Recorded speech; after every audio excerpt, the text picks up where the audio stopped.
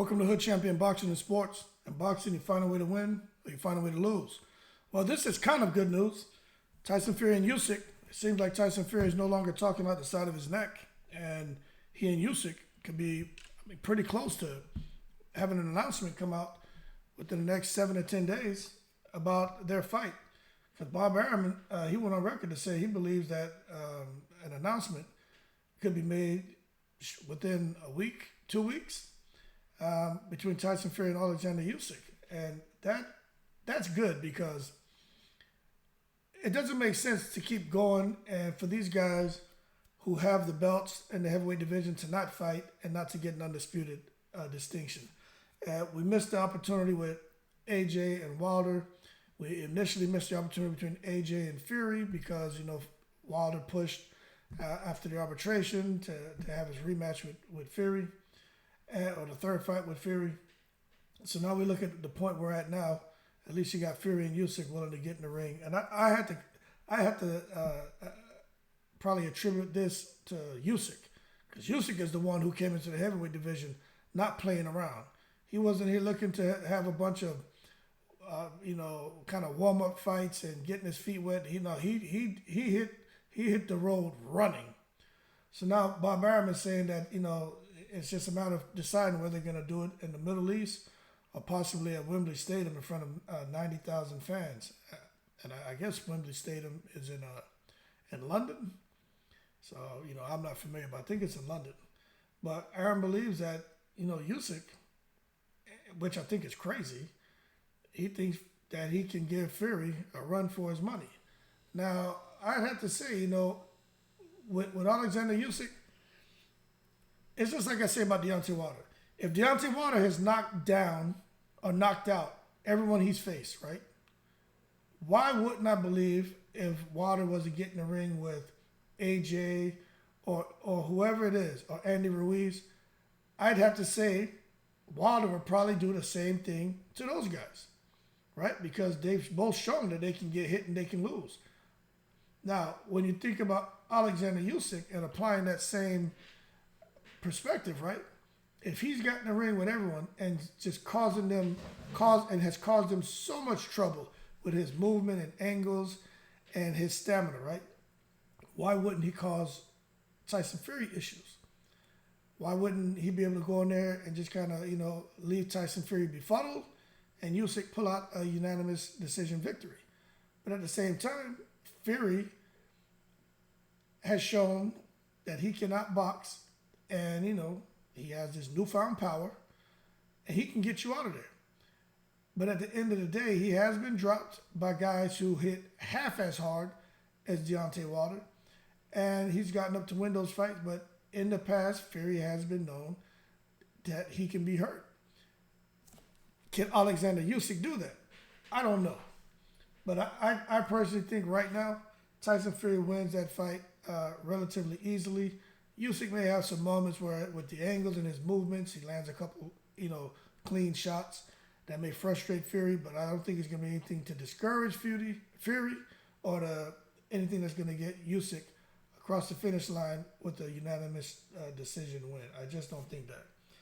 But now, I did a video about this person, and I think we all agree that Joe Joyce, let me tell you, man, somebody said that Joe Joyce, that improved Deontay Wilder, which I think there's a such thing as, when it comes to Deontay Wilder, right? There's a such thing as too much planning. When it comes to project management, there's a such thing as too much planning, where you just plan so much and have too many meetings and you end up wasting time.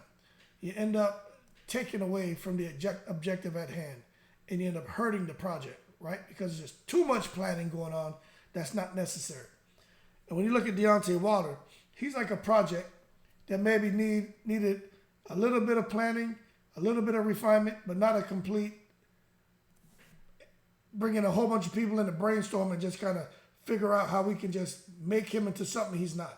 Too much planning. And I think all the new skills they're trying to show him, all of the new training, all the body work, the left hook, floating like a butterfly, stinging like a bee, I think that hurts him as a project, hurts him as a boxer. And I'm not sure if this Deontay Wilder, how effective he can be against Tyson Fury if he's trying to jab to the body, trying to throw hooks, trying to use lateral movement. I mean, it's good to want to work on yourself and make refinements and become a better boxer to evolve your skill set. But at the end of the day, if what's working for you is working for you, let's not get away from those things that have made you successful and have helped you get wins, especially in boxing. That's my only concern about what's going on between Malik Scott and Deontay Wilder.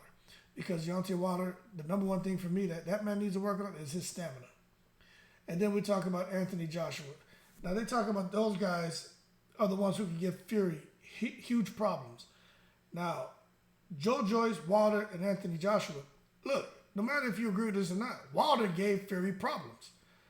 Joe Joyce would definitely give Fury problems, and Anthony Joshua would make it hard too. And the reason is just because of their dimensions, man. You can't be 6'2", 6'3", going in against Tyson Fury, who's 6'9". You can't even be 6'4". You know, it's just not going to work. You got to be that 6'7", 6'8" kind of height. You got to have some weight on. You got to have something, the dimensions and some power to really be able to get in there and keep Tyson Fury off you. If not, you lose. He wins easily, and it is what it is. But for Usyk, I don't think he's going to defeat Fury. And then after Usyk, Tyson Fury's already said he's going to go on and he's going to fight Joe Joyce, who's 15-0, 14 knockouts. Now, that is an interesting fight. Out of all the fights for Tyson Fury, that Joe Joyce fight is an interesting fight. It really is. But we'll see what's going to happen.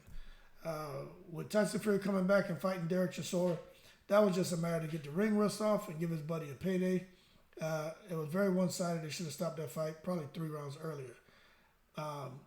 But no matter what, it doesn't matter what Derek Chisora did or what Usyk going to bring to the table.